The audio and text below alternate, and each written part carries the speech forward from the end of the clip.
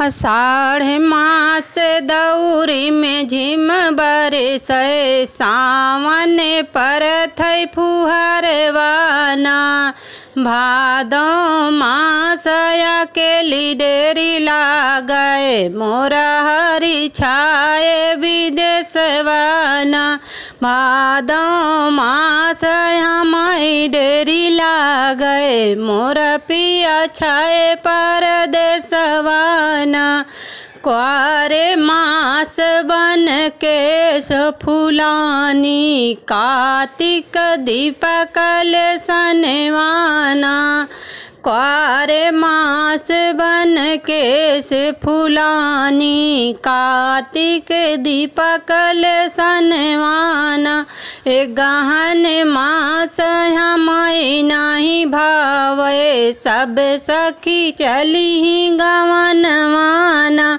गहन मास हमारी नहीं भावे सब सखी चली गवनवाना।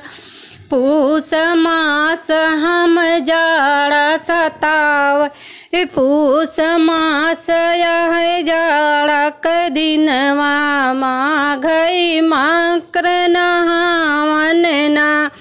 फागुन मास दे फागुन माह लहुरा देवर नहीं केही संगे खेली रंगनवाना।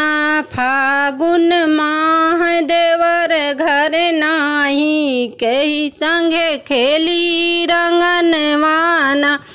चैत मास बन केश फुलानी बैसाखवा बीरन बियाहवाना।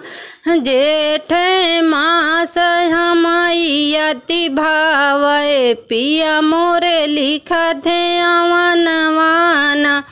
जेठ मास हमारी अति भावई मोरा हरि लिखे अवनवाना।